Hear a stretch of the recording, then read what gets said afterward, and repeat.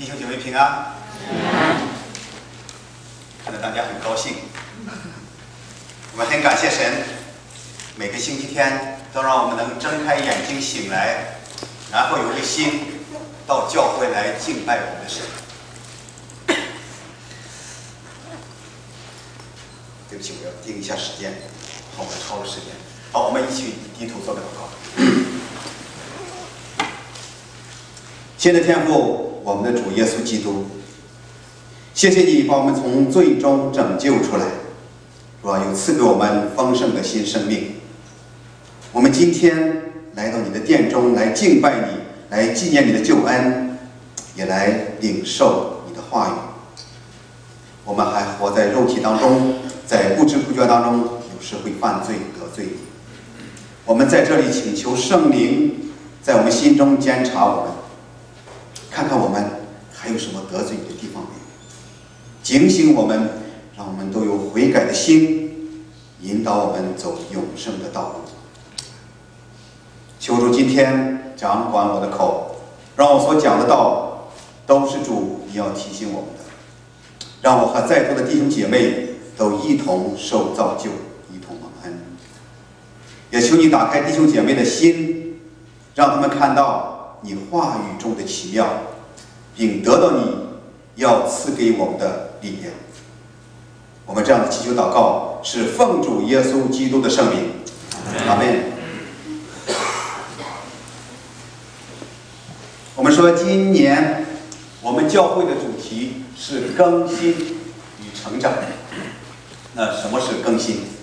什么是成长？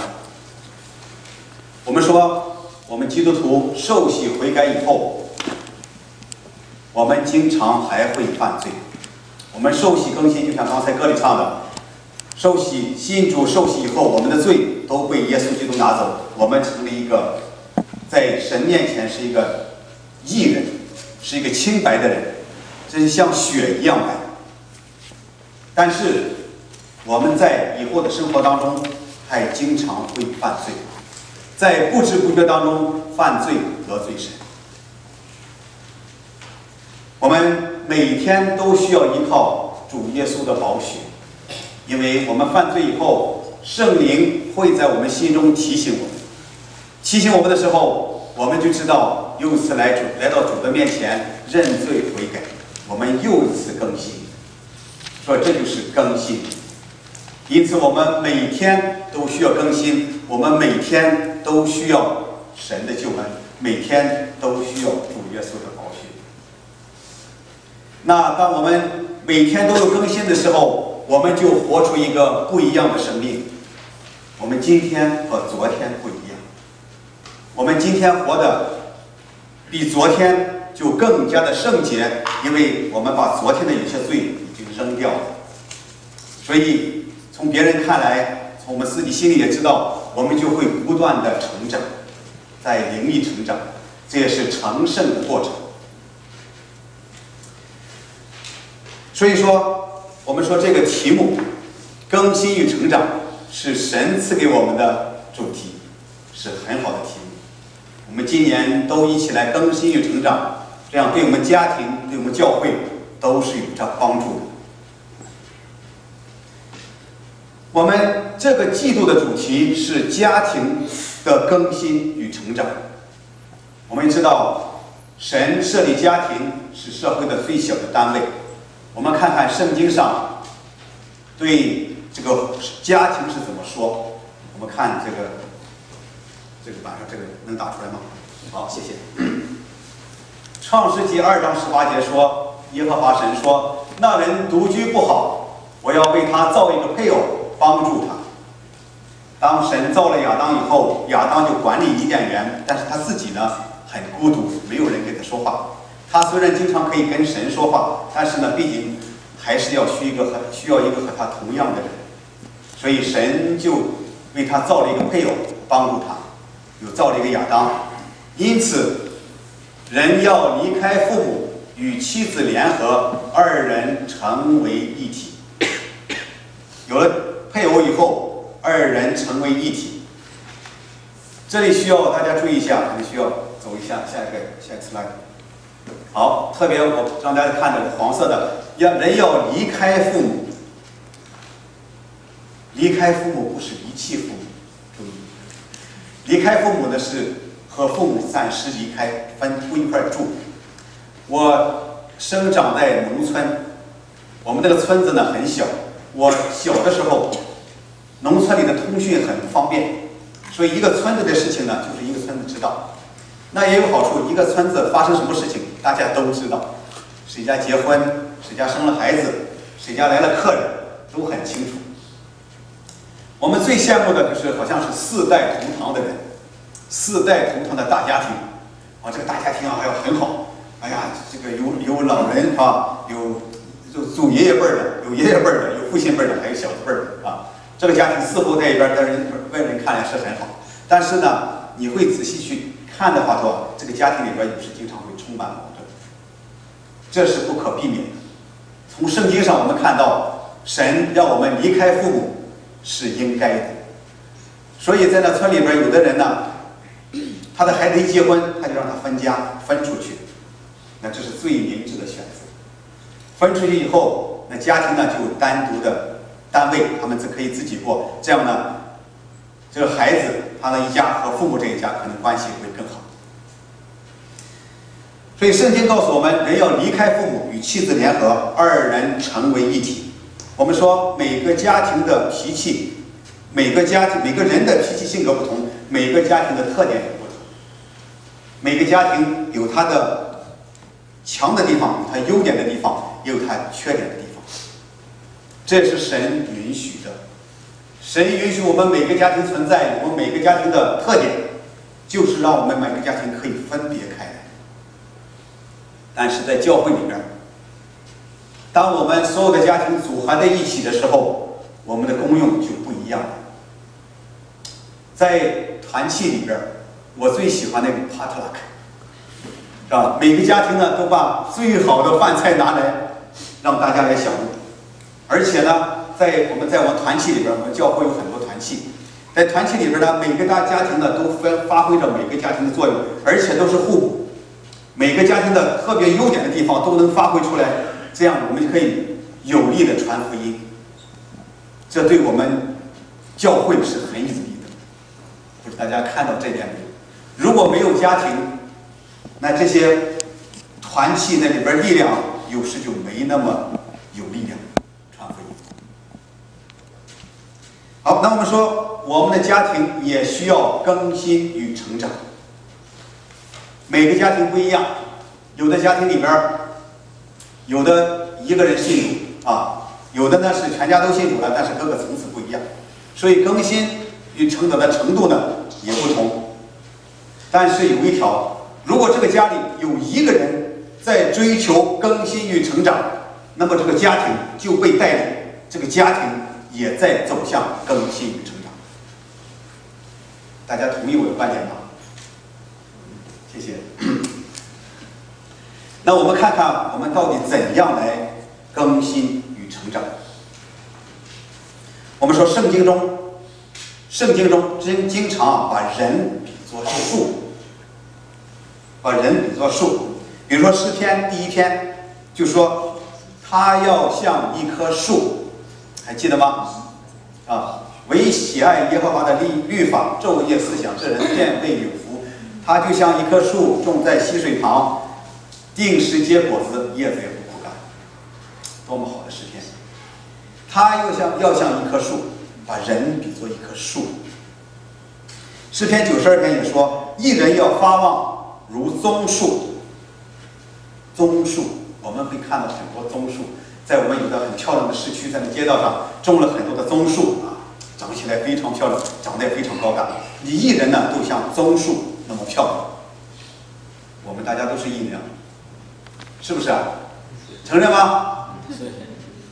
基督徒都是义人，基督徒都经过主的宝血洗净以后，我们都是义人，记住这一点。诗篇80篇也说，你从埃及挪出一棵葡萄树，赶出外邦人，把这树栽上。说的是谁？说的是谁？以色列民族。以色列民族，神把他们从埃及呼召出来，就像挪出一棵葡萄树，然后把他们栽到迦南，栽到迦南的时候把外邦人赶出去，把他们栽到迦南，把这树栽上。所以圣经里经常说，以色列就像一棵葡萄树，是神的葡萄树。这是在旧约。我说新约也经常有这样的比喻，比如说施洗约翰就说：“你们要结出果子来，与悔改的心相称。”这是我们今天的经文。你们要结出果子来，与悔改的心相称。什么可以结果子？一般我们都想到了树才结果子，是吧？大部分都知道树都结果子，所以这里也是把人比作树。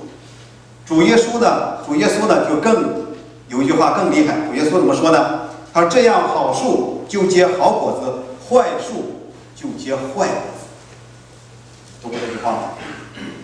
好树结好果子，坏树结坏果子。我们知道葡萄树，好的葡萄树结出的果子，那个葡萄很甜，是吧？那还有一种葡萄是野葡萄结出的果子，虽然葡萄呢也看起来紫紫的挺好，但是你一尝呢又涩又酸，不能吃。所以好树结好果子，坏树结坏果子。那当然，主耶稣在这是比人，拿树来比人。那这样就说，人呢也有好人和坏人之分，承认吗？好，这里问大家一个问题：好人多呢，是坏人多呀？啊？有人说好人多，有人说坏人多吗？很少有人说，是吧？那我们说这个，要问这个问题，我们这个标准不一样啊，得出的结论就不一样，是吧？我记得我刚到美国来的时候，我发现到这个超级市场去，哇，他们好大胆啊，把好多东西都摆在门的外面，是吧？那人们都是拿了东西以后到里边去交了钱，然后再走。哎呀，我说真是美国好人多，而且你去了以后呢，他首先把你当作是好人，都认为哎这是个好人进来了，他不会偷不会抢，啊。直到你真的偷了抢了，你才变成坏人，那变成坏人那可不得了，那个 credit 那个有的就是 credit 记录就很不得了啊。所以呢，你看这个说他是好人，说他是坏人呢，真的有一定的标准。那好了，我们就把这个时间停止在这个地方。我们说现在来讲，我们在座的我们各位里边，好人多是坏人多？好人多是吧？我们都可以说我们都是好人，是吧？在座的各位，特别是信主的，我们都是好人，承认吗？我们都是好人。就这个点上讲，我们都安安稳稳的坐在这儿，在这听到，我们都是好人。我们回到家里都安安稳稳的享受家里的福分，什么我们都是好人。但是如果我们从长远来看，从人的一生来看，从他生下来到死，那我们说好人多是坏人多？那就不好说了，是吧？我们都有死亡，我们知道死亡的时候，每个人死的时候，人说人死之前好像其心也善。人死的时候，死之前，好多人他都在思考什么问题啊？思考这一生当中他做了哪一些得罪人的事情，他得罪了谁？好多人都在思考这个东西。这说明这个人呢，都有缺点，都不能是好人。那我们看看圣经怎么说。下一个slide。罗马书3章10节说：“没有一人，连一个也没有。”哇，没有一人，连一个人，在座的没有一个一人，我也不是一个人啊！因为世人都犯了罪，世人都犯了罪，亏缺了神的荣耀。我们每个人看来都是罪人。承认吗？我也是罪人啊！世人都犯了罪，亏缺了神的荣耀。那从这句话里，我们也看到，神造人的目的是什么？是要他自己得荣耀，啊！神造我们是要荣耀他自己，但是我们人犯了罪以后，我们却不能荣耀神，我们亏缺了神的荣耀。哇，好厉害！我们都是罪人，没有一个义人。我们再看看施洗约翰怎么说。下一章。施洗约翰当年在约旦河施洗的时候，人们都来施洗，都来受他的洗。那他就告诉他们，你们要悔改啊，而且告诉他们，你们要结出好的果子来，与悔改的心相称。而且，约翰对那出来要受他们洗的众人也说：“毒蛇的种类，谁指使你们逃避将来的愤怒呢？”毒蛇的种类，好厉害！我要是走在街上，忽然一个人过来指着我鼻子说：“你这个毒蛇的种类。”我会怎么样？羞耻是吧？还得要这个，是吧？你不是骂我吗？说我怎么成了毒蛇的种类呢？但是施洗约翰却在这儿说：“毒蛇的种类，谁指使你们逃避将来的愤怒？”而且是那些出来要受他洗的所有的众人，他跟他们说呀：“什么是毒蛇呀？什么是毒蛇的种类？我们了解毒蛇吗？毒蛇就是它咬你一口，我们就要死了，它就把我们毒死啊！而且毒蛇还有个特点，当那个一个小的蛇从那个蛋里，毒蛇蛋大家见过吗？小小的可能有这么大，从那蛋里刚刚孵出来的时候，那个皮是软的，咬开那个蛋壳，毒蛇一条就出来，出来以后可能也就那么长。一个很小的毒蛇，这条毒蛇虽然小，它咬你一口也能致你死，致你死地。所以你看，毒蛇的种类从小就有毒。我们人是不是这样？是不是这样？小孩有没有毒？那这儿说毒呢，好像太难听了。我们说小孩有没有罪？好多孩子都有罪，是吧？有人说一个爷爷抱这个孩子，给他3块糖，把3个糖给他，啊，然后呢就想试试他能不能再要回1块，说能给我1块吗？小孩不舍得，最后可能说的不好意思了，放到嘴里咬了1块，你要这块吧，就给你1小块啊。就说你看到人小的时候就知道自私，人小的时候呢里边就有那个毒的种子在那里。其实我们想想，我们的罪从哪儿来的呀？我们的罪是不是亚当夏娃犯罪的时候，毒蛇引诱他犯的罪啊？那个毒是不是从蛇来的呀？所以我们可以说，蛇通过亚当夏娃把毒传给亚当夏娃，亚当夏娃又传给了我们，所以我们都是毒蛇的种类。虽然很难听，很不愿意听，但是我们都是有罪的人。我们有罪的人，当没有神的时候，这个罪人呢是自己不能拯救自己。有许多的证明，我们知道有一次大洪水，圣经里记载了一次大洪水。大洪水之前有1000多年的历史，1400-500年的历史。那些人从亚当夏娃往下繁殖了1400-500人，1400-500年，估计至少有几亿人。你要是算的话，至少有几亿人。但是这几亿人里边，很少有敬拜神的。我们知道有一个以诺，啊，我们知道有一个那个挪亚方舟，一个挪亚啊，挪亚的神。其他的人呢，一场大洪水都冲走，全部消灭掉。为什么？因为他们都是罪人，而且他在罪恶的泥潭里不能自拔。这个罪呀，没有限制的时候，这个罪是一代更比一代强。那个小孩子长大了，小孩子长大了犯的罪呀，总是要超过他的父母。所以有时候我们说，青出于蓝胜于蓝。其实，在今天社会里是这样，如果没有神的社会，人们都是逐渐的走向毁灭，因为这个罪的缘故。罪使人争斗，罪使家庭不和，罪使朋友之间不和，罪使国家之间不和，罪导致整个世界的灭亡。有社会学家，他们就分析，他们其实不信主，他们就分析说，人类将来一定会毁灭自己，人类自己都是自相走向毁灭的。想想今天世界上有多少颗原子弹？有一个国家的原子弹，现在有的就能把整个地球毁灭一遍。说不定哪一天有一个像希特勒那样的人物，什么也不管，到那去摁了那个发原子弹按钮，他按下以后，别的国家知道他发出去了，别的国家也发进来，那整个地球可能很快就毁。所以，在圣经当中也告诉我们，将来人呢很可能就是自我毁灭。但是我们刚才看到，神造人的目的是什么？是荣耀他自己。那如果人都毁灭了，那神不就失败了吗？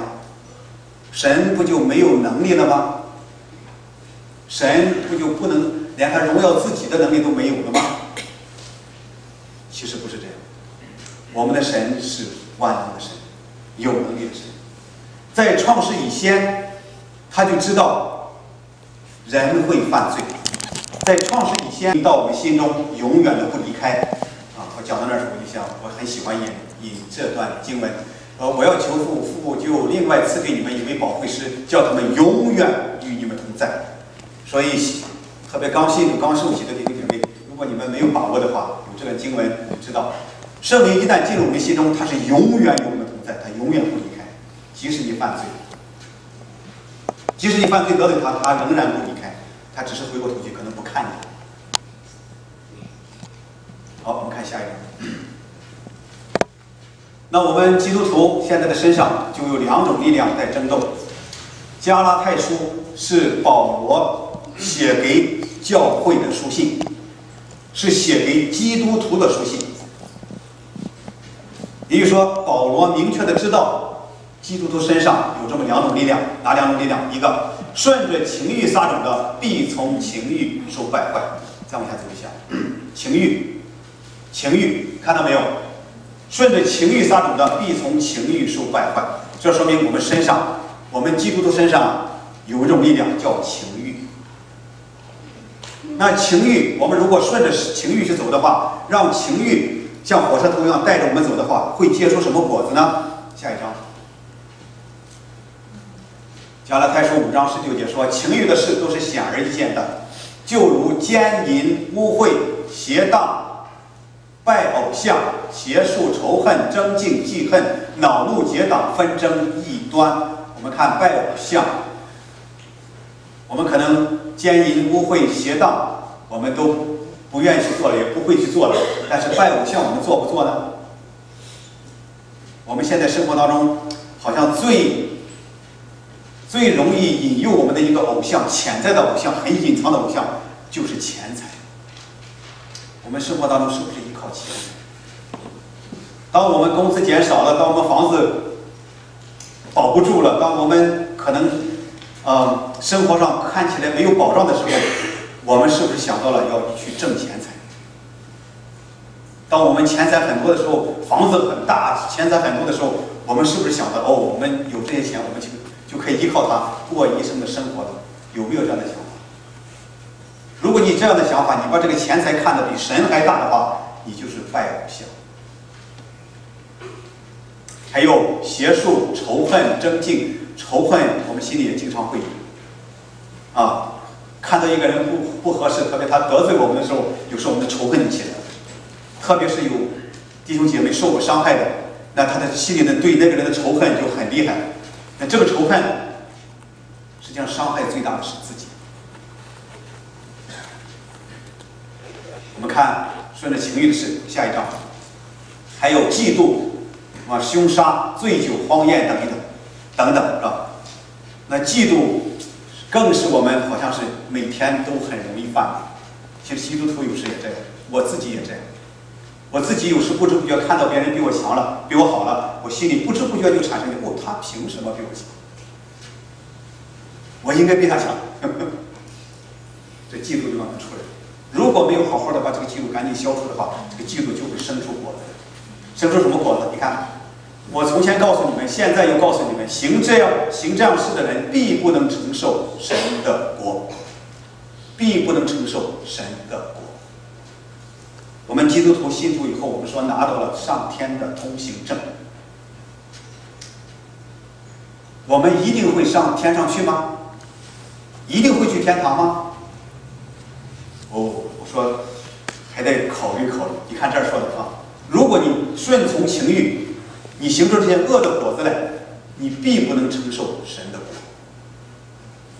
明白吗？这是给基督徒说的，这不是给那些非信徒说的。说明基督徒里边还有这些存在，还有被情欲牵引的这个事情存在。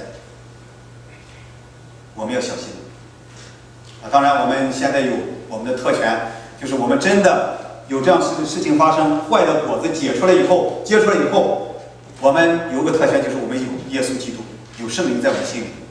当这个圣灵提醒我们的时候，我们及时的悔改，那我们的罪呢又被拿走，我们又成了一个清白的人。这是好，下一个。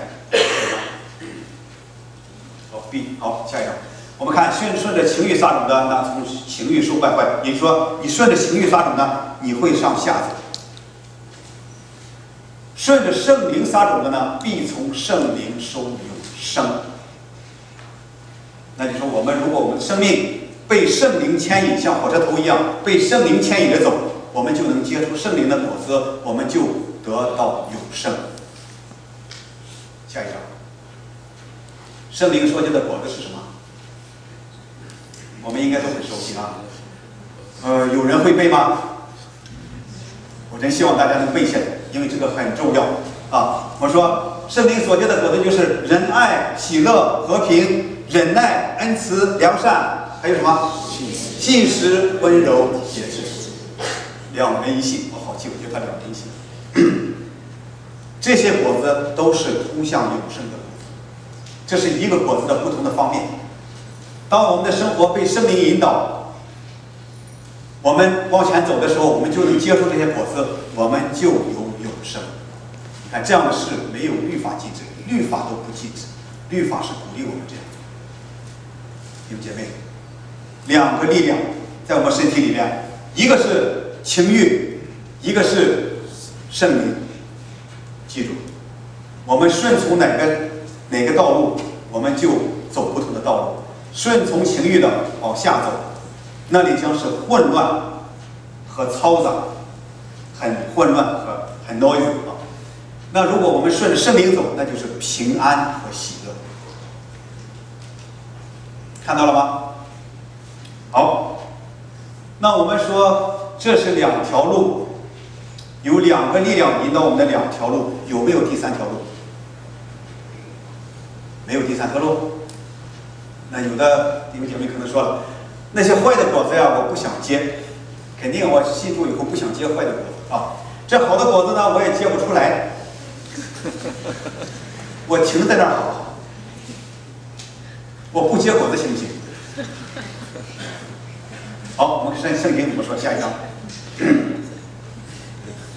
这是耶稣的话，耶稣说：“凡属我，也就是说他已经是基督徒。凡属我不结果子的，他就剪去。是谁剪去？天父来剪去。这里说，在这个地方，耶稣说：“我是葡萄树，你们是枝子啊。凡属我不结果子的，我父就剪去。而且这个枝子呢，剪去了以后，你像不跟枝子连在一块儿的，它就会扔到外边干了，是不是啊？扔到外边干了以后，人拾起来就扔在火里烧了。什么结果？上还是上下？上下。你看，你不结果子都不行。看到没有？我们基督徒啊，只有一条路。我们的生活当中只有一条路，我们必须结出果子来。你们必须结出果子来，与悔改的心相称。这是今天的经文。好树结好果子，我们必须结果子。好，我们看下一章。那我们结果子，我们不结果子，神会剪下来烧了啊！你看，这里也告诉我们另一个原因。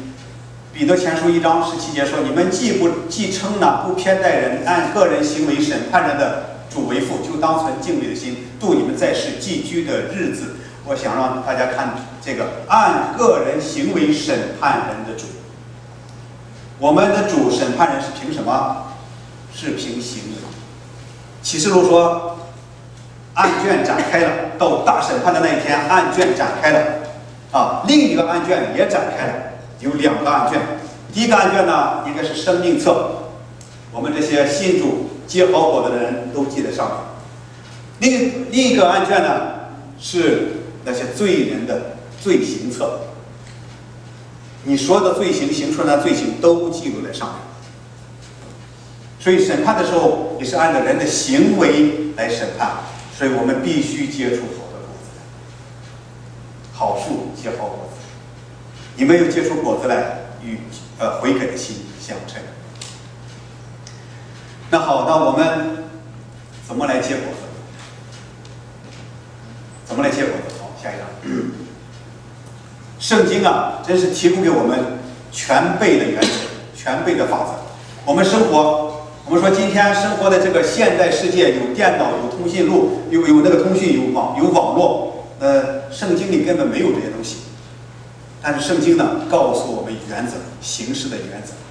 好，我们来看，耶稣说：“我是葡萄树，你们是枝子，在我里面的，我也常在他里面，这人就多结果子，因为离了我，你们就不能做什么。”怎么结果子？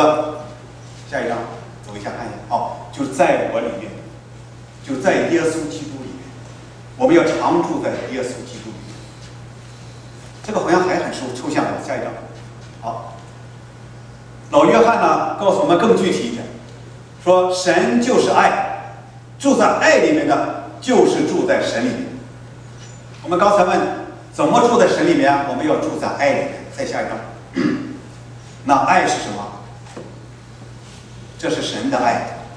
神的爱是什么？大家应该都熟悉，这是一首歌啊。爱是恒久忍耐，又有恩慈，会唱吗？爱是恒久忍耐，又有恩慈；爱是不嫉妒，不自夸，不张狂，不做害羞的事，不求自己的益处，不轻易发怒，不计算人家的恶。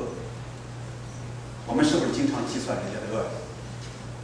我们知道，在家庭当中啊，一个很大的家庭杀手就是翻旧账。两个人打仗的时候，你那天怎么了？你那天怎么了？这个翻旧账啊，是两种打仗最怎么说呢？是家庭当中很影响很大的一个因素啊，就是你在计算别人的恶。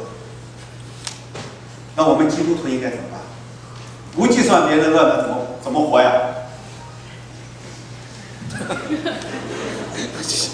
我们完全可以，我们忘记背后，努力前面。就说昨天的事情就让它过去，不管解决了没过去，解决了没解决，我们来了新的一天，我们就按新的一天来接受对方。所以不翻旧账是过好的家庭的一个很大的诀窍啊！我希望弟兄姐妹回去试一下啊！好，时间关系，我们继续往下走，下一章。不喜欢不义，只喜欢真理。凡事包容，凡事包容，包容很难的。在家里也需要包容啊！两个人吵架了，特别一个人做错了什么事情是吧？另一个人如果不包容的话，去仔细的去给他分析，给他解释，给他定罪的话，那两个人很快就打起来。在教会也是这样，我们如果不能包容人的话，我们就不能和人相处。所以包容呢是很大的一个很大的一个爱。当我们能包容别人的时候，我们就能和别人相处。凡是相信，凡是盼望，凡是忍耐，爱是永不止息。如果看英文，爱是永不止息，它的英文是说 "Love never fails"， 就是爱呢永远不失败。用爱去对待生活的话，永远不会失败。这就是爱。我们要在神里面的话，我们就要在神的爱里面。我们有神的爱，我们就能把神的爱传出去。因为神先爱我们，他在十字架上为我们舍上了他的身体，他爱我们每一个人，我们信他就可以得救。我们也献出我们的爱。有了这种爱，我们的家庭和谐，我们教会和谐，我们社会也和谐。你看有多好。下一章，你看，不光有爱，神还在这提醒我们说，凡结果子的，他就修理干净，使枝子结果更多。我想这一点我们在教会服侍的基督徒啊，这个弟兄姐妹，特别是服侍很多的弟兄姐妹，会更有体会，因为你在服侍的过程当中，你是体会与神的爱，体会与弟兄姐妹的关系，在这里边你必然会结出果子来，否则你服侍不下去啊。那你服侍的过程当中结出果子来了，那神一看你结果子了是吧，就把你修理干净，你结果子更多。所以我们在教会服侍是主要是为我们成长。我们如果真的要成长的话，来教会服侍啊，看看这些弟兄姐妹，一个个好像付出很多时间，付出很多精力，好像搞得很，但是他里边得到的最多。所以弟兄姐妹有机会的话，找机会来教会服侍。所以教会也好，我们自己也好，是双赢的局面。下一章。那我们再来看一下，就是我想让大家记住，我们都记住这个圣灵的果子啊。圣灵的果子是什么？来，喜乐、仁爱、喜乐、和平、忍耐、恩慈、良善、信实、温柔、节制。这是一个表现，我们顺从圣灵的表现。我在这里鼓励各位弟兄姐妹，每天早上起来祷告的时候啊，你拿这个来祷告。你说主啊，求你的圣灵引导我，今天让我活出你的仁爱、你的喜乐、你的和平、你的忍耐、你的恩慈、你的良善、你的信实、你的温柔、你的节制。然后到晚上祷告的时候，来到主面前，主啊，求你监察我，看看我今天是不是活出了你的仁爱，我今天是不是爱别人，我今天是不是喜乐，我今天有没有和平，使别人和平，我今天有没有忍耐。当你这样祷告，每天这样做的时候，你的生命一定会有更新和成长，你的家庭也一定会有更新和成长，那我们教会也一定会有更新和成长。好，我们低头祷告。亲爱的恩主，我们感谢你，你用圣经的话语指导我们，带领我们，你的圣灵也在心里带领我们向前走。哇，谢谢你今天用你的这些经文来鼓励我们，带领我们，是吧？警醒我们，让我们在生活当中都能活出这些话语，让我们都能在生活当中从这些话语当中得到力量，是吧？求你保守我们在座的各位弟兄姐妹，让我们在下一周以至以后的生活当中都尽量的去顺从圣灵的引导，然后要经常检查自己是不是活出圣灵的果子，是吧？求你带领我们，赐恩给这个教会，让这个教会成为这个地区的灯台，为你发光，让我们弟兄姐妹都能活出你的爱，去感动别人啊，也带更多的人来到你的国度。我们真的愿意你的国度在地上更多的扩展，愿你早日的到来，我们要到你的国度去。求你带领，求你施恩，这样祈求祷告是奉主耶稣基督的圣名，阿门。